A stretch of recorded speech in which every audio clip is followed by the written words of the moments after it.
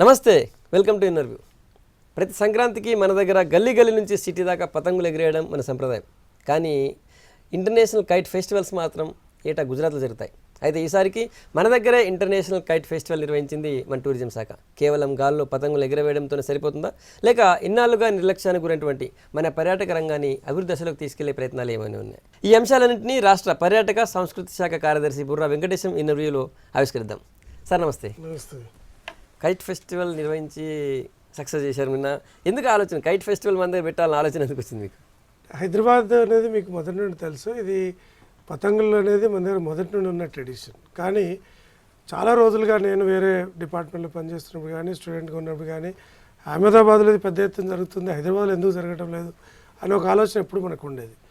గతంలో నేను టూరిజం శాఖకి ఎండీగా పనిచేసినప్పుడు మనకి అప్పుడు ఆ కాలంలో తెలంగాణకు సంబంధించిన ఇన్ని విషయాల మీద చేయడం అనేది అంత సాధ్యమయ్యేది కాదు. అందువల్ల ఎప్పుడైతే ఇప్పుడు మన కొత్త రాష్ట్రంలో ఏర్పడిన తర్వాత, కొత్త రాష్ట్రంలో ఒక పర్యాటక శాఖ కార్యదర్శిగా నేను ఉన్నప్పుడు ఇది చేసి చూపించాలనే ఒక ఆలోచన వచ్చింది.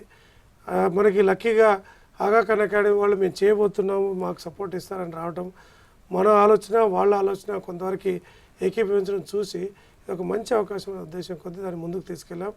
మాది మొట్టమొదటి ప్రయత్నంలోనే మరి ఇప్పటిదాకా 25 ఏళ్ళుగా చేస్తున్న అహ్మదాబాద్కి ధీటుగా చేశామనే పేరు తెచ్చుకోగలిగాం. మన వాళ్ళతో పాటు వేరే రాష్ట్రాలు, వేరే దేశాల నుంచి ఎంతమంది వచ్చారు, ఎట్లా పాల్గొన్నారు వేరే వాళ్ళు? చాలా రాష్ట్రాల నుండి వచ్చారండి. ముఖ్యంగా బాంబే నుండి ఇన్ఫ్యాక్ట్ నేను నిన్న వాళ్ళతో కలిసినప్పుడు కూడా ఆయనతో చెప్పాను, యంగెస్ట్ కైట్ ఫ్లైయర్ అనే పేరుతో ఆయన సంబోధించినప్పుడు చాలా సంతోషపడ్డాడు. ఆయన 82 ఇయర్స్ వయసులో వాళ్ళ కొడుకుని తీసుకొని వచ్చాడు.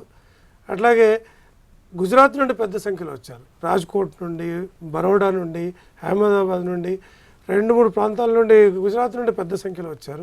మన own kite club, Kohinoor kite club వాళ్ళు వచ్చారు. మన రాష్ట్రంలో నుండి చాలా ప్రాంతాల నుండి కూడా వచ్చారు. విదేశాల నుండి కూడా ఫస్ట్ టైం జస్ట్ 2 వారాల నోటీస్తో మనకి 6 దేశాల నుండి వ్యక్తులు వచ్చారు. తర్వాత ఇంకొక 2 దేశాల వాళ్ళు మేము వస్తామని చెప్పి లాస్ట్ డే కూడా జాయిన్ అయ్యారు.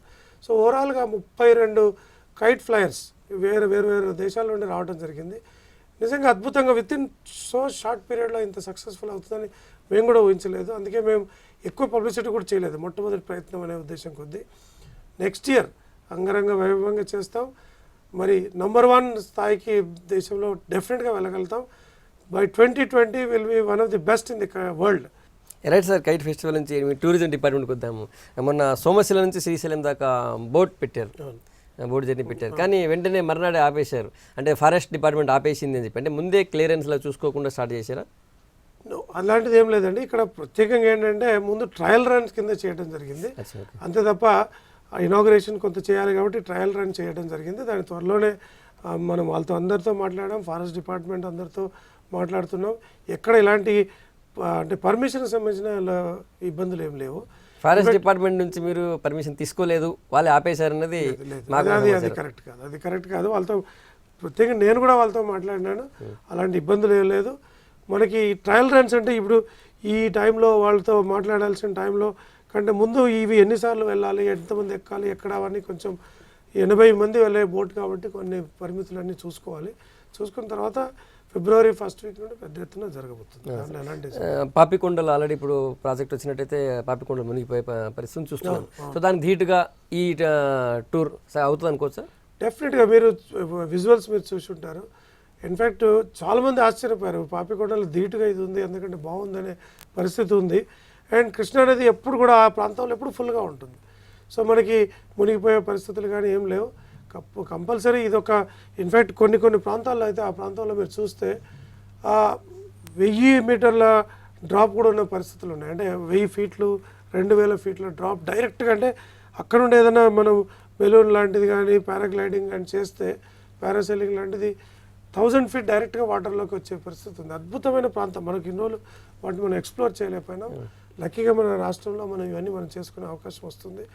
రాబోయే కాలంలో ఇంకా నేను స్పోర్ట్స్ సెక్రటరీ కూడా ఉన్నాను కాబట్టి మీకు ఇంకో విషయం కూడా చెప్పగలను. మనకి adventure capital of south India first, తర్వాత అడ్వెంచర్ క్యాపిటల్ ఆఫ్ ఇండియా కింద హైదరాబాద్ అండ్ తెలంగాణను తీసుకొచ్చే ప్రయత్నం కూడా మనం చేయబోతున్నాం. ఇంత అద్భుతమైన ఫెసిలిటీస్ చాలా తక్కువ ప్రాంతంలో, తక్కువ కాంటాక్ట్ పాయింట్లో, హైదరాబాద్ నుండి 2-3 గంటల ప్రయాణంలో ఇటు ఆదిలాబాద్, ఇటు మహబూబ్ నగర్ మనం వెళ్ళగలం. సో ఆ పరిస్థితి త్వరలోనే తెస్తాం. Adventure tourism and also adventure sports పెద్ద ఎత్తున మనం చేయబోతున్నాం. రైట్ సార్, అడ్వెంచర్ అన్నారు కాబట్టి ఆల్రెడీ హైదరాబాద్లో ఒకటి గ్రేటర్ హైదరాబాద్ అడ్వెంచర్ క్లబ్ ఒకటి ఉంది, తెలంగాణ అడ్వెంచర్ క్లబ్ అని ఒకటి ఉంది. ఇవి ట్రెక్కింగ్ అవి బాగా చేపిస్తారు యూత్కి. ఈ మధ్య కాలంలో టూరిజం అనగానే గతంలో లాగా బస్సులో పోయి చూసే పరిస్థితులు లేవు. యూత్ బాగా అడ్వెంచర్ ఇంట్రెస్ట్ చూస్తున్నారు. సో వాళ్ళకి ప్రత్యేకంగా ఏం చేస్తారు మనం ట్రెక్కింగ్ సంబంధించి కానీ లేకపోతే మీరంటే అడ్వెంచర్కి సంబంధించి కానీ ఏం ప్లాన్ చేస్తుంది? సో ఇనిషియల్గా ఇప్పుడు ఎస్పెషల్లీ కార్పొరేట్ క్లయింట్స్ కానీ మన యూత్ కోసం కానీ మనం ఈసారి ప్రత్యేకంగా ఏం చేస్తున్నామంటే, మనం ఈ సిటీ చుట్టుపక్కల చాలా అబాండెంట్ క్వారీస్ ఉన్నాయి. అంటే క్వారీ చేసి వదిలేసినాయి. ఒకటి 200 ఫీట్లు 150 ఫీట్లతో ఉన్నాయి, చాలా ఉన్నాయి.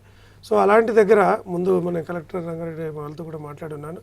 సో అలాంటి వాళ్ళందరినీ ముందు తీసుకొని ఆ ప్లేసెస్ అన్ని తీసుకొని ర్యాపలింగ్ అంటే పైనుండి కిందికి దిగడం, పైకి ఎక్కడం, తర్వాత 2 సైడ్లకు అటు ఇటు రోప్ వేలో దాటడం, ఇలాంటివన్నీ కూడా ఇనిషియల్గా స్టార్ట్ చేసి తర్వాత ఆదిలాబాద్ జోడేఘాట్ ప్రాంతం లాంటి తీసుకెళ్ళడం కానీ, ఇప్పుడు మల్లెల తీర్థం లాంటి ప్రాంతానికి తీసుకెళ్ళడం కానీ, తర్వాత ఇక్కడ మన ఇది కూడా చక్కటి ప్రాంతం మన వికారాబాద్ ప్లేసెస్లో తీసుకెళ్ళడం కానీ, ఇవన్నీ ప్రాంతానికి కూడా తీసుకెళ్లే ప్రయత్నంలో ఉన్నాం.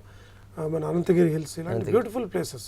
సో అలాంటి ప్రాంతాలకు తీసుకునే ప్రయత్నంలో ఉన్నాం. ముందు వీటి మీద శ్రద్ధ ఒకటి వహిస్తున్నాం. ఎందుకంటే గవర్నమెంట్ ఆఫ్ ఇండియా డిఓపిటి ద్వారా ప్రత్యేకంగా సెంట్రల్ గవర్నమెంట్ ఎంప్లాయీస్కి ఒక స్కీమ్ తయారు చేసింది. ఆ స్కీమ్లోకి మన హైదరాబాద్ అనేది చాలా పెద్ద ఎత్తున కేంద్ర ప్రభుత్వ రంగ ఉద్యోగస్తులు ఉండే ప్రాంతం. సో వాళ్ళకి ఈ ఫెసిలిటీస్ అని కల్పించగలిగితే చాలా పెద్ద ఎత్తున ఇది ఉపయోగపడుతుంది, యూత్ కూడా ఉపయోగపడుతుంది. ఆ దిశగా ప్రయత్నాలు మొదలుపెట్టాం. మీరు 2016లో ఆ ప్రయత్నాలు ముమ్మరంగా మీరు చూస్తారు. సార్ ఇంకోటి మనం ఇంతకుముందు కృష్ణవాట గురించి మాట్లాడాము. శ్రీశైలం దగ్గర ఏపీ టూరిజం టీఎస్ టూరిజం మధ్య కోఆర్డినేషన్ లేకపోవడం వల్ల అక్క మహాదేవి గుహలకు పోయేటువంటి ఆ రూట్ మొత్తం ఆగిపోయింది. నిజానికి చాలామంది కర్ణాటక భక్తులు మన రాష్ట్ర భక్తులు కూడా అక్క మహాదేవి గుహలకు పోయే వాళ్ళు ఉంటారు. ఈ మధ్యలో ఆగిపోయింది. దాన్ని ఎప్పుడు స్టార్ట్ చేస్తున్నారు, ఏంది సార్ అది? అదే దానిలో కొన్ని కన్ఫ్యూజన్స్ ఉన్నాయి. We're sorting out. అంటే ఇప్పుడు వాళ్ళు మన సైడ్ రానికి కొన్ని పర్మిషన్స్ అడుగుతున్నారు, మనం అటు సైడ్ వెళ్ళి కొన్ని పర్మిషన్స్ అడుగుతున్నాం. నేను మా కౌంటర్ పార్ట్తో మాట్లాడి, అక్కడ ఉండే టూరిజం ప్రిన్సిపల్ సెక్రటరీతో మాట్లాడి, అట్లే ఫారెస్ట్ డిపార్ట్మెంట్ వాళ్ళతో కూడా మాట్లాడి ఇచ్చిపుచ్చుకునే ధోరణిలో తప్పనిసరిగా ఇద్దరికి పనికొచ్చే విధంగా, ఎందుకంటే మన శ్రీశైలం టెంపుల్ ఆ సైడ్ ఉంది, అక్కమాదేవులకి గోలెట్ ఉన్నాయి. సో ఇద్దరు ఇచ్చిపుచ్చుకునే పరిస్థితిలో తెచ్చి తప్పనిసరిగా పర్యాటకులకు సరిపోయే విధంగా ప్రాబ్లీ బై మన శివరాత్రి లోపల ఇష్యూస్, శివరాత్రి కర్ణాటక చాలా మంది భక్తులు శివరాత్రి లోపల ఇవి సార్ట్అవుట్ చేసి చక్కగా 2 ప్రాంతాల్లో చూసుకునే విధంగా ఏర్పాటు చేయబోతున్నాం. సరే, ఇంతకు మన ఆదిలాబాద్ ప్రస్తావించి, ఆదిలాబాద్లో మన విశాఖ జిల్లాలో ఉన్నటువంటి వాతావరణం ఉంటుంది. ఇది చలికాలంలో కావచ్చు, వర్షాకాలంలో కావచ్చు. సో ఆదిలాబాద్ని టూరిజం విషయంలో ఏ విధంగా మీరు డెవలప్ చేయాలనుకుంటున్నారు? ఏదైనా ఉందా, దృష్టి పెట్టారు దాని మీద? డెఫినెట్గా ఆదిలాబాద్ మీద ఒక మొత్తం పర్స్పెక్టివ్ ప్లాన్ తయారు చేసాం. దానిలో ఆదిలాబాద్లో ఉండే 3 ప్రధానమైన విషయాలు ఏంటంటే, ఒకటి nature tourism, eco tourism. Jodeghat ఆ ప్రాంతం అంతా అద్భుతంగా ఉంటుంది. ఇన్ఫ్యాక్ట్ మినీ స్విట్జర్లాండ్ అనే దగ్గర ప్రాంతాలు కూడా ఉన్నాయి అక్కడ. సో తర్వాత మనకి లాట్స్ ఆఫ్ వాటర్ ఫాల్స్, అంటే 7 సిస్టర్స్ వాటర్ ఫాల్ అని, కుంటాల వాటర్ ఫాల్ అని 3-4 అద్భుతమైన వాటర్ ఫాల్స్ ఉన్నాయి. సరే, ఈ సంవత్సరం వర్షాలు తక్కువ ఉండడం వల్ల పూర్తి స్థాయిలో వాటిని మనం చూడలేకపోయాం, కానీ బట్ అద్భుతమైన వాటర్ ఫాల్స్ ఉన్నాయి. తర్వాత టెంపుల్స్ కూడా చాలా అద్భుతమైన టెంపుల్స్ ఉన్నాయి. ఫోర్ట్స్ కూడా ఉన్నాయి, ఒక 4-5 పెద్ద కోటలు కూడా ఉన్నాయి. సో ఈ 4 కలుపుకొని ఒక పర్స్పెక్టివ్ ప్లాన్ తయారు చేసాం. ట్రైబల్ ప్లాన్ కింద నెక్స్ట్ ఇయర్ గవర్నమెంట్ ఆఫ్ ఇండియాకి దాన్ని సబ్మిట్ చేయబోతున్నాం. అది కనుక రాగానే తర్వాత ప్రైవేట్ ఇండివిజువల్స్ని కూడా మనం ఎంకరేజ్ చేసే ప్రయత్నంలో ఉన్నాం. ఇవన్నీ కలిపి నెక్స్ట్ ఇయర్ లోపల ఆదిలాబాద్ అనేది ఒక పెద్ద ప్రాజెక్ట్ లాగా తయారవుతుంది. ఇప్పటిదంటే మనకి ఎన్నో అవకాశాలు ఉన్నాయి, బట్ నిధుల పరిమితి, కొన్ని విధుల పరిమితి కూడా ఉంటాయి. సో అన్నీ ఒకసారి తీసుకోలేం కాబట్టి ఆదిలాబాద్ 2016-17లో అద్భుతంగా దాని మీద కాన్సన్ట్రేట్ చేయాలి. నిధుల విషయంలో ఈ సర్కార్ ఎట్లా ఉంది? ఈ ప్రభుత్వం మీకు కోఆపరేట్ చేస్తుంది ఈ డిపార్ట్మెంట్కి? మనకి ఎస్పెషల్లీ మాకుండే ఫ్రీడమ్, అద్భుతమైన ఫ్రీడమ్ ఉంది. ఎందుకంటే ఇప్పుడు 2 వీక్స్లో 3 వీక్స్లో అనుకొని మేము కైట్ ఫెస్టివల్ చేయగలిగాం. బతుకమ్మ ఫెస్టివల్ మీకు ఉదాహరణకు చెప్పగలిగితే, అసలు ప్రపంచంలో ఇంత పెద్ద ఎత్తున మహిళలు చేసుకునే పండుగ ఇంకోటి లేదు. మహిళలు కేవలం మహిళా సంక్షేమం కోసం, అందులో ఆడబిడ్డ సంక్షేమం కోసం చేసే పండుగ ప్రపంచ స్థాయిలో ఎక్కడ లేదు. సో ఆ కాన్సెప్ట్ని ముందుకు తీసుకెళ్దామన్నప్పుడు పూర్తి స్థాయిలో మనకు సపోర్ట్ దొరికింది. అంటే కాన్సెప్ట్ని మనం ఏ రకంగా తీసుకెళ్లాలన్నా ప్రభుత్వం నుండి పూర్తి స్థాయి సహకారం ఉంది, పూర్తి స్థాయి ఫ్రీడమ్ అంతా ఉంది. నిధులు సంవత్సరానికి పెంచుతూ వస్తున్నాం. లాస్ట్ 2014-15 కంటే 15-16లో పెరిగింది, 16-17లో కూడా మనం పెద్ద ఎత్తున నిధుల కోసం అడుగుతున్నాం. దానికంటే ఎక్కువగా సెంట్రల్ గవర్నమెంట్ మనకు పూర్తి స్థాయిలో మనకు సపోర్ట్ చేస్తూ ఉంది. దీంతో పాటు ఇది ఎస్పెషల్లీ టూరిజంలో, ఎందుకంటే ఈ సంవత్సరం మనకి చూస్తే 180 crores ఓన్లీ తెలంగాణకే వచ్చింది. మొత్తం మొత్తం భారతదేశంలో అత్యధికంగా నిధులు వచ్చింది తెలంగాణ రాష్ట్రానికి. మిగతా రాష్ట్రాలకు ఈవెన్ కేరళ లాంటి రాష్ట్రానికి కూడా అంత పెద్ద ఎత్తున నిధులు సెంట్రల్ గవర్నమెంట్ ఇవ్వలేదు. ఎందుకంటే మన పొటెన్షియల్ అలా ఉంది. మీకు నిధులు కూడా వస్తున్నాయి అంటున్నారు కాబట్టి మన దగ్గర చాలా నిర్లక్ష్యానికి గురైనటువంటి ఈ చారిత్రక కట్టడాలు ఉన్నాయి, ఖిలాలు కావచ్చు లేకపోతే టెంపుల్స్ లాంటివి కావచ్చు, వాటిపైన ఏమైనా దృష్టి పెట్టారా? ఇప్పుడు మనం ఫర్ ఎగ్జాంపుల్ మన మెదక్లో ఖిలా ఉంది, తర్వాత శంకరంపేటలో ఖిలా ఉంది, ఇటుపోతే మీకు రాచకొండ గుహల్లో చాలా కట్టడాలు ఉన్నాయి, వాటిపై ఏం దృష్టి పెట్టారు? ఇప్పుడు తెలంగాణలో ఉన్న ఫోర్ట్స్ నాకు తెలిసి కోటలు చుట్టుపక్కల ఏ రాష్ట్రాల్లో ఉండకపోవచ్చు, మేబీ రాజస్థాన్ వదిలేసి. సో కొంత భాగం కర్ణాటకలో కొంత ఉన్నాయి, మిగతా అన్నీ కూడా టెంపుల్స్ ఉన్నాయి కానీ ఇన్ని పెద్ద ఎత్తున కోటలు లేవు, మన దగ్గరే ఉన్నాయి. సో ఆ కోటల కోసం ప్రత్యేకంగా ఆర్కియాలజీ డిపార్ట్మెంట్ నుండి మనం చాలా పెద్ద ఎత్తున ప్రయత్నాలు మొదలుపెట్టాం. ఇన్ఫ్యాక్ట్ రేపు ఒక international conference on archaeology lots of మనకి ఆక్స్ఫర్డ్ యూనివర్సిటీలో కానీ మన కేంబ్రిడ్జ్ యూనివర్సిటీలో కానీ సపరేట్గా దక్కన్ ఆర్కియాలజీ మీద రీసెర్చ్ చేసే ప్రొఫెసర్స్ ఉన్నారు. మనకి తెలియని విషయాలు వాళ్ళకి తెలుసు ఎక్కువ. అలాంటి వాళ్ళతో కలిపి రేపు ఒక ఆర్కియాలజీ కాన్ఫరెన్స్ పెట్టబోతున్నాం. సో వీళ్ళతో ఇప్పటిదాకా అయితే ఆర్కియాలజీకి టూరిజం డిపార్ట్మెంట్ మధ్య సమన్వయం లేదు అనేటువంటి పేరైతే ఉండింది. మరి మీరు వచ్చాక ఏం మార్చారో ప్రయత్నం చేస్తున్నారో తెలియదు. దీనిలో ఒకటి ఏంటంటే ప్రత్యేకంగా మీరు తెలుసుకోవాల్సింది ఏంటంటే archaeology is part of tourism department, separate department కాదు. సో సెక్రటరీ రెండింటికి ఒకరే. సో సమన్వయం అసలు ఎలాంటి ఇబ్బంది లేదు, ఎందుకంటే ఇప్పుడు కొత్త డైరెక్టర్ వచ్చున్నారు. ఇంతకుముందు అదేంటే జనరల్గా అది బయట వాళ్ళని పెట్టేవాళ్ళు లేక ఇన్ఛార్జ్ అరేంజ్మెంట్స్ ఉండేది. ఇప్పుడు పూర్తి స్థాయి డైరెక్టర్ మనకి వచ్చున్నారు. ఆ అమ్మాయి ఏదైతే వచ్చారో she herself is a painter, lots of interest she is taking. స్లోగా మీరు చూడండి, మనం ఒక్కొక్క కోటకి ఒక పర్టికులర్ ప్లాన్ తయారు చేసి ఇటు కార్పొరేట్ సోషల్ రెస్పాన్సిబిలిటీ నుండి కానీ టూరిజం డిపార్ట్మెంట్ నుండి కానీ గవర్నమెంట్ ఆఫ్ ఇండియా నుండి కానీ నిధులు తీసుకొని పెద్ద ఎత్తున డెవలప్ చేయబోతున్నాం. సార్ ఇంతకుముందు మనం ఈ ట్రెక్కింగ్ గురించి మాట్లాడినప్పుడు మన మహబూబ్నగర్ జిల్లాలో ఉన్నటువంటి చాలా టెంపుల్స్కి అలాంటి అవకాశం ఉంది, అలాంటి వాటిపైన మన దృష్టి పెడుతున్నారు. ఎందుకంటే సలేశ్వరం జాతర ఒకటి అట్లాంటి గుట్టల మీద ఉంటుంది. తర్వాత జోగులాంబ టెంపుల్కి భక్తులు చాలామంది వస్తారు, కానీ అక్కడ టూరిజం డిపార్ట్మెంట్ నుంచి ఎలాంటి సహకారం లేదు అని అంటారు. అంటే అది ఒకటే అండి. ఇప్పుడు మీ ఈ ఇంటర్వ్యూ కాబట్టి నేను ఉన్న విషయం చెప్తాను. టూరిజం అనే దాని మీద చాలామందికి కొంత పూర్తి స్థాయి అవగాహన తీసుకురావాల్సిన అవసరం ఉంది. టూరిజం అంటే మా ఊళ్ళో ఒక టెంపుల్ ఉంది, అక్కడ ఒక గెస్ట్ హౌస్ కట్టండి, లేక మా దగ్గర ఏదో ఒక వాటర్ ఫాల్ అక్కడ పెట్టండి. యాక్చువల్లీ టూరిజం డిపార్ట్మెంట్ చేయాల్సిన పని కాదు. యాక్చువల్గా చెప్పాలంటే అది లోకల్ ఎండోమెంట్ డిపార్ట్మెంట్ కానీ లోకల్ డిస్ట్రిక్ట్ అడ్మినిస్ట్రేషన్ కానీ భక్తులు వచ్చే 4-5 కోసం కావాల్సిన ఫెసిలిటీ చేయాలి. టూరిజం డిపార్ట్మెంట్ ఏంటంటే వేరే రాష్ట్రాల నుండి వేరే దేశాల నుండి ఎక్కువ మంది పర్యాటకుల్ని ఈ రాష్ట్రంలోకి తీసుకురావాలి. సో మీరు అన్నట్లు జోగులాంబ ఒక పెద్ద శక్తిపీఠం, అలాంటి దగ్గర డెఫినెట్గా మేము కాన్సన్ట్రేట్ చేయబోతున్నాం. బట్ కొత్త రాష్ట్రం అన్నీ ఒకేసారి వందలాది ఒకేసారి ఓపెన్ చేయలేము. సో ఒకటొకటిగా 5 ఏళ్ల లోపల మీకు అద్భుతంగా తెలంగాణ రాష్ట్రం అనేది, ఇన్ఫాక్ట్ ఒక మాట మీకు చెప్తే మీరు గమనిస్తారు, మనం భారతదేశంలో అందరికంటే యంగెస్ట్ స్టేట్, కానీ మన హిస్టరీ వైజ్ చూస్తే we're the oldest state in the country. In terms of history ancient చూస్తే మెగాలిత్ బరియల్స్ మన దగ్గర పుల్లూరు బండ నుండి మెదక్ డిస్ట్రిక్ట్ నుండి చూసుకుంటే ఇటు ఏటూరు నగరం ఏరియా నుండి అటు భద్రాచలం వరకు చూస్తే ఇంత లాంగెస్ట్ పీరియడ్ ఉన్న లాంగెస్ట్ డిస్టెన్స్ మెగాలిత్ బరియల్స్ ఎక్కడా లేవు. సో 1,00,000 సంవత్సరాల చరిత్ర మన దగ్గర ఉంది. అంటే ఈ భాగం అనేది భారతదేశంలో ప్రాబబ్లీ పురాతనమైన రాష్ట్రం ఇది, కానీ కొత్తగా ఏర్పడింది అంతే. సో ఈ రెండింటిని సమన్వయం చేసుకుంటూ మోడర్న్ అండ్ ట్రెడిషన్ కంబైన్డ్గా, హైదరాబాద్ చూస్తే ఓల్డ్ సిటీ లాగా ఉంటుంది, ఓల్డ్ ట్రెడిషన్స్. అదే హైదరాబాద్కి వచ్చి న్యూ సిటీకి వస్తే బిగ్గెస్ట్ కాన్ఫరెన్స్ హాల్స్ మన దగ్గర ఉన్నాయి, ఢిల్లీలో లేని బాంబేలో లేని కాన్ఫరెన్స్ ఫెసిలిటీస్ మన దగ్గర ఉన్నాయి. అండ్ హైయెస్ట్ లగ్జరీ కార్స్ మన దగ్గర అమ్ముడుపోతాయి. ఇప్పుడు best heritage hotel in the world మన దగ్గర ఉంది, ఫలక్నుమా ప్యాలెస్. అంటే చాలా విషయాల్లో వీఆర్ నెంబర్ 1. ఈ రెండింటిని సమన్వయం చేస్తూ తీసుకెళ్లే ప్రయత్నం చేస్తున్నాం. వెంకటేశ్వర గారు, వేరే రాష్ట్రాలతో చూసినట్టు వాళ్ళ టూరిజం డిపార్ట్మెంట్కి సంబంధించి బాగా ప్రచారం ఎక్కువ ఉంటుంది, వాళ్ళు వేరే రాష్ట్రాలు వచ్చి రోడ్ షోలు చేస్తుంటారు. సో అట్లాంటి ప్రయత్నాలు మనం ఏం చేయట్లేదా? చాలా చేస్తున్నాం. ఇన్ఫ్యాక్ట్ మీకు ఆశ్చర్యపోతారు, నేను గత నవంబర్లో లండన్ వెళ్ళినప్పుడు బ్రిటిష్ పార్లమెంట్ కమిటీ హాల్లో కేవలం తెలంగాణ టూరిజం మాత్రమే ఒక కాన్ఫరెన్స్ నిర్వహించింది. మిగతా ఏ రాష్ట్రం కానీ ఏ దేశం కానీ చేయలేదు. సో చైనాకి వెళ్ళినప్పుడు కూడా, నేను మొన్న లాస్ట్ టైం నవంబర్లోనే వెళ్ళినప్పుడు మన షాంఘైలో కానీ మన బీజింగ్లో కానీ దాదాపుగా 150-200 మంది చైనా పాత్రికేయులు, చైనా ట్రావెల్ ఏజెంట్స్ వచ్చి అద్భుతంగా వాళ్ళు ఇప్పుడు మన దగ్గర చూస్తే వాళ్ళ రెస్పాన్స్ కానీ వేలాదిగా లక్షలాదిగా మన దగ్గర వచ్చే పరిస్థితి ఉంది. సో రోడ్ షోస్ మనం చాలా చోట్ల చేస్తున్నాం, వేరే రాష్ట్రాల్లో కూడా రెగ్యులర్గా చేస్తాం. హైదరాబాద్లో మనం తక్కువ ప్రచారం ఎందుకు చేస్తామంటే ఉన్న నిధులను వేరే దగ్గర వాడాలి. మన ఊరిని చేస్తున్నారు అయితే డెఫినెట్గా చాలా చేస్తున్నాం. సూరజ్ కుండ్ గురించి చెప్పారు మీరు. సూరజ్ కుండ్ అనేది మన దేశంలో జరిగే అతిపెద్ద Mela, especially arts and crafts Mela. దాదాపుగా ప్రతి సంవత్సరం ఫిబ్రవరి 1 నుండి 15 వరకు జరుగుతుంది. ఢిల్లీ చుట్టుపక్కల ఉండే అందరూ హై అండ్ క్లయింట్స్ కానీ వివిధ దేశాల వాళ్ళు కానీ అక్కడికి వస్తారు. దాదాపు 15 లక్షల మంది అక్కడ హాజరవుతారు.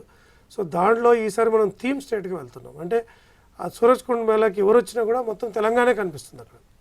సో దాంట్లో ఇప్పుడు కాకతీయ కళాతోరణం, మన కాకతీయ కీర్తి తోరణం అక్కడ గేట్ కింద పెట్టబోతున్నాం. అది పర్మనెంట్గా ఉండిపోతుంది. సో అక్కడ ఉండే మొత్తం అరేంజ్మెంట్స్ మన తెలంగాణ కల్చర్కి అనుగుణంగా వాల్స్ పెయింటింగ్ కానీ చుట్టుపక్కల మొత్తం మన స్టాల్స్ 60 స్టాల్స్ ఉంటాయి. ఎక్కడ చూసినా Telangana culture, Telangana art forms, Telangana cultural forms అక్కడ ఈసారి కనిపించే విధంగా పెద్ద ఎత్తున చేయబోతున్నాం. రైట్ సార్, ఇప్పుడు టూరిజం నుంచి ప్రచారం అనగానే డైరెక్ట్గా గుజరాత్ ఫస్ట్ కనిపిస్తుంది. కానీ మనకు కూడా ఆల్రెడీ సానియా మిర్జాని అంబాసిడర్గా పెట్టుకున్నాం కదా. సో ఇక్కడ సానియా మిర్జా పాల్గొన్న యాడ్స్ కానీ ఎట్లాంటివి కనిపించలేదు. అంటే ఆమె హెల్ప్ తీసుకోవట్లేదు మనం. అంటే ఇంకా ఇప్పుడు ప్రస్తుతానికైతే ఆమె టూరిజంకి లేక స్పోర్ట్స్కి ఏ డిపార్ట్మెంట్కి అనే క్లారిటీ ఆమెకి ఇచ్చిన ఆర్డర్లో లేనట్లుగా ఉంది. సో ఆమెతో కాంటాక్ట్ చేస్తున్నాం. త్వరలోనే లాస్ట్ 6-7 monthస్గా మీరు చూస్తే విదేశాల్లో ఎక్కువగా మారుతున్నారు. 29వ విజయాన్ని ఆమె సాధించారు కంటిన్యూస్గా. సో హైదరాబాద్లో ఉండే అవైలబిలిటీ టైం బట్టి మేము ఆమెతో కాంటాక్ట్ చేసి తప్పనిసరిగా ఆమె సేవలు వినియోగించుకుంటాం. ఇంకా ఒక క్లారిటీ MOU అనేది పూర్తి స్థాయిలో ఆమెతో ఇంకా తయారు చేసుకోవాల్సింది ఉంది. అంటే దేని మీద ఆమె పనిచేయాలి, ఎన్నిసార్లు పనిచేయాలి, దాని మీద ఇంకా క్లారిటీ లేదు. సో ఆమె విజయాల నుండి బయటికి అంటే మన విదేశాల నుండి ఇక్కడ వచ్చిన తర్వాత డెఫినెట్గా ఆమెతో కూర్చొని ప్రయత్నం చేస్తాం. తీసుకొని ఆమె సహకారం డెఫినెట్గా తీసుకుంటాం. సార్, తెలంగాణలో పర్యాటక రంగం అనేది ఫస్ట్ వరంగల్ ఎక్కువ ప్రాధాన్యత ఉంది. వరంగల్లో ఎక్కువ చూస్తున్నాం మనం. లక్నవరంలో కూడా ఆల్రెడీ స్పెషల్ బ్రిడ్జ్ ఒకటి అప్పుడు అంతకుముందు నుంచి డిపార్ట్మెంట్ కట్టింది. సో దాన్ని ఇంకా డెవలప్ చేసేందుకు ఏమైనా ప్లాన్స్ ఉన్నాయి? ముఖ్యంగా అక్కడ సెక్యూరిటీ ప్రాబ్లం ఉందని చాలామంది చెప్తున్నారు పోయిన యాత్రికులంతా.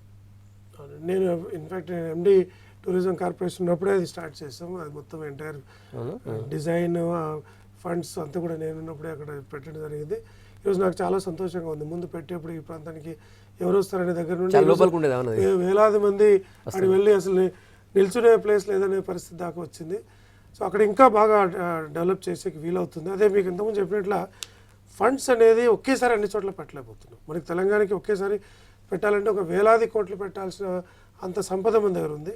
స్లోగా మనం ఒక్కో పాయింట్ మీద కాన్సన్ట్రేట్ చేస్తూ వస్తున్నాం. నెక్స్ట్ 2-3 yearsలోనే సఫిషియెంట్ బడ్జెట్, సఫిషియెంట్ ప్రాజెక్ట్స్ పెట్టుకొని DPRs అని డిస్ట్రిక్ట్ అంటే డీటెయిల్ ప్రాజెక్ట్ రిపోర్ట్స్ తయారు చేస్తున్నాం. District tourism promotion councils develop చేస్తున్నాం. కలెక్టర్స్ని కూడా బాగా ఇన్వాల్వ్ చేయబోతున్నాం. సో జిల్లా స్థాయి పనులు వాళ్ళు చేయాలి, రాష్ట్ర స్థాయి పనులు టూరిజం డెవలప్మెంట్ కార్పొరేషన్ కానీ కమిషనర్ టూరిజం చేయాలి. దేశ అంతర్జాతీయ టూరిజం డిపార్ట్మెంట్ డైరెక్ట్గా సెక్రటరీ స్థాయిలో చేయాలి. వీటికి రోల్ క్లారిటీ తీసుకొని వీఆర్ గోయింగ్ అహెడ్. త్వరలోనే మీరు ప్రతి దగ్గర చాలా ఇంప్రూవ్మెంట్స్ మీకు కనిపిస్తాయి.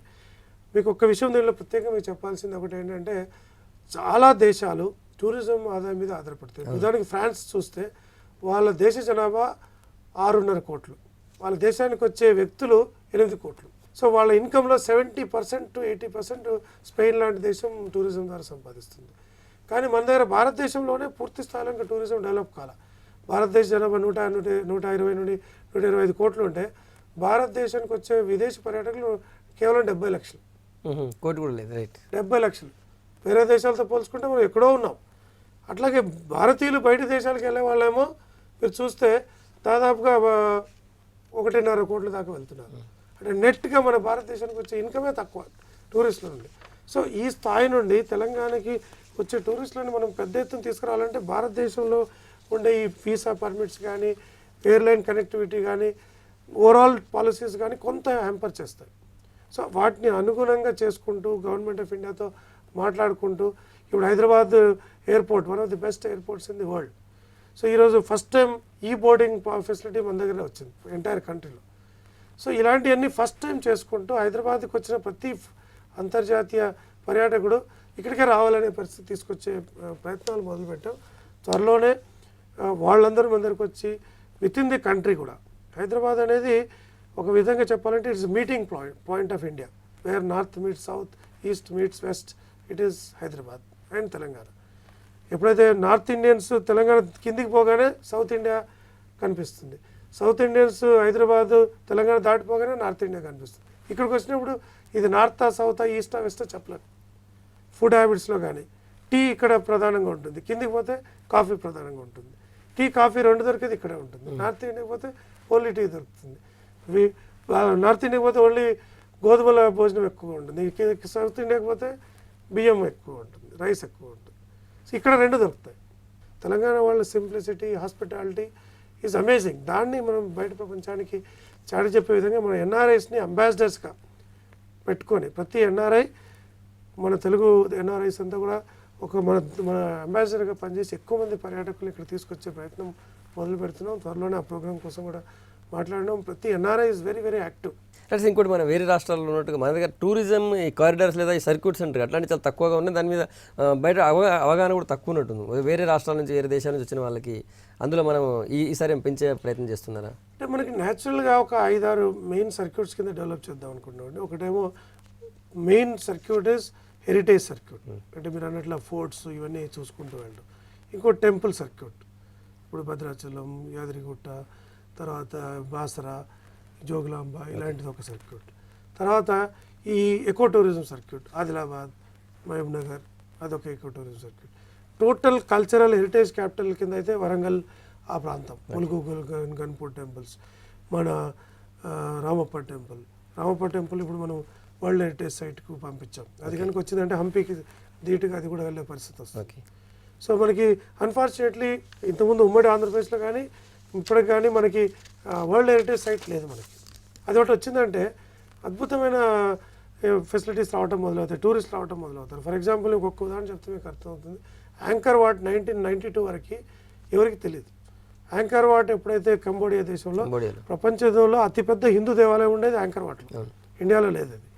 సో అలాంటి టెంపుల్లో ఒకసారి బయటకు వచ్చి ఎక్స్కవేషన్ అయిన తర్వాత వాళ్ళు ఓపెన్ చేసి వరల్డ్ హెరిటేజ్ సైట్లో రాగానే ఇప్పుడు దాదాపు 25 లక్షల మంది ఫారిన్ టూరిస్టులు ఆ ఒక్క ప్లేస్కి వెళ్తున్నారు. వరల్డ్ హెరిటేజ్ సైట్కు ఉండే కెపాసిటీ ఇది. హంపీకి మొన్నటి దాకా ఎవరు వెళ్ళేవారు కాదు, ఈరోజు దాదాపుగా 4-5 లక్షల మంది అక్కడికి వెళ్తున్నారు. సో అట్లాగే మనం ఏం చేస్తున్నామంటే గోవాతోటు, కర్ణాటకతో, తర్వాత మహారాష్ట్రతో, కేరళతో, మన ఉత్తరప్రదేశ్తో ఇలాంటి వాళ్ళతో అండ్ కాశ్మీర్తో అవగాహన ఒప్పందాలు మనం తయారు చేసుకుంటాం. తెలంగాణ వీళ్ళతో మన దగ్గరకు వచ్చిన వాళ్ళు వాళ్ళ దగ్గరికి వెళ్తారు, వాళ్ళ దగ్గరకు వచ్చిన మన దగ్గరకు వచ్చే విధంగా కొన్ని ఎంఓయూస్ వాళ్ళతో చేస్తున్నాం. ఇవన్నీ కలిపి మనకు మంచి రిజల్ట్ త్వరలోనే రాబోతుంది. సరే, ఈ మధ్యకాలంలో హెలికాప్టర్ జాయ్ రైడ్ ప్లాన్ చేస్తున్నామన్నారు, ఏడాదికి వచ్చింది sir? So helicopter joy ride permissions 2 కంపెనీలు ముందుకు వచ్చాయి. గవర్నమెంట్ నుండి ఎలాంటి ఫైనాన్షియల్ కమిట్మెంట్ లేకుండా వాళ్ళకి పర్మిషన్ ఇచ్చాం. హెలిప్యాడ్ అనేది వాళ్ళు హెచ్ఎండిఏ సహకారంతో సిద్ధం చేసుకుంటున్నారు. అది కాగానే మనం ఇమ్మీడియట్గా మన డీజీసీఏ పర్మిషన్స్ కొన్ని ఉంటాయి. పర్మిషన్ కానీ at any point of time it can start. ఒక 10 to 15 డేస్లో అది మొదలవుతుంది. నగరవాసులకి ఒక జాయ్ రైడ్ కింద ఎక్స్పీరియన్స్ ఇచ్చిన తర్వాత డిమాండ్ బట్టి వీకెండ్సా ఎవ్రీడేనా అది మనం తప్పనిసరిగా డిసైడ్ చేయొచ్చు. తర్వాత మొన్నటి దాకా మనం హాట్ ఎయిర్ బెలూన్ కూడా చేసాం ఫస్ట్ టైం. అది కూడా బాగా స్పందన ఉంది. మళ్ళీ ఫిబ్రవరిలో మళ్ళీ అది మొదలు పెట్టబోతున్నాం. సీ ప్లేన్ అనేది కూడా ఒకటి తీసుకురాబోతున్నాం. అంటే వాళ్ళు సీ ప్లేన్ అనేది అంటే వాటర్లో ఎగురుతుంది, వాటర్లో దిగుతుంది. అట్లాగే అది భూమి మీద ఎగురుతుంది, భూమి మీద దిగుతుంది. సో హుస్సేన్ సాగర్ నుండి ఒక జాయ్ రైడ్ కింద అది కూడా ఇంట్రొడ్యూస్ చేయబోతున్నాం. చాలా జిల్లా కేంద్రాల్లో టూరిజం శాఖకు సంబంధించినట్టు కౌంటర్స్ ఏం లేవు. ఎక్కడి నుంచి ఎక్కడ పోవాలని దాని మీద చెప్పేవాళ్ళు కానీ లేకపోతే కౌంటర్స్ కూడా లేవు కదా. దానిపై ఏం చేయబోతున్నారు? అదే బేసిక్ ఏంటంటే ఇప్పుడు మనది ఏంటంటే మొత్తం హైదరాబాద్ స్థాయిలో కేంద్రీకరణకు జరగకుండా డిస్ట్రిక్ట్ టూరిజం ప్రమోషన్ కౌన్సిల్స్ని పెద్ద ఎత్తున మనం ఇన్వాల్వ్ చేయబోతున్నాం. ఫర్ ఎగ్జాంపుల్ కేరళలో ఒక జిల్లా టూరిజం ప్రమోషన్ కౌన్సిల్ అవసరమైతే విదేశాల్లో కూడా స్టాల్స్ ఏర్పాటు చేసి పర్యాటకులు పిలుచుకునే స్థాయికి వెళ్ళిపోయారు వాళ్ళు. మన దగ్గర ఏంటంటే డిస్ట్రిక్ట్ టూరిజం వాళ్ళు ఈవెన్ స్టేట్ లెవెల్లో కూడా వాళ్ళు యాక్టివ్గా ఉండలేకపోతున్నారు, విత్ ఇన్ ద డిస్ట్రిక్ట్ కూడా చేయలేకపోతున్నారు. సో వాళ్ళని పూర్తి స్థాయిలో సన్నద్ధం చేస్తున్నాం. దాని మీద ఒక సపరేట్ వర్క్షాప్ పెట్టి త్వరలోనే వాళ్ళని ఇక్కడ నుండి చేయక్కర్లేదు, టూరిజం కార్పొరేషన్ చేయక్కర్లేదు. వాళ్ళ దగ్గర ఏం సర్క్యూట్ ఆ జిల్లా కలెక్టర్ వాళ్ళు కూడా అక్కడ నుండి చేయొచ్చు టూరిజం ప్రమోషన్ కౌన్సిల్ ద్వారా. సో వాళ్ళు కూడా కొన్ని నిధులు విధులు ఇచ్చి కొన్ని బాధ్యతలు కొన్ని హక్కులు ఇచ్చి చేసే ప్రయత్నం చేయబోతున్నాం. ఇది రాష్ట్ర పర్యాటక సంస్కృతి శాఖ కార్యదర్శి బుర్రా వెంకటేశం ఇంటర్వ్యూ. వచ్చే వారం మరొకరితో కలుద్దాం. Stay tune.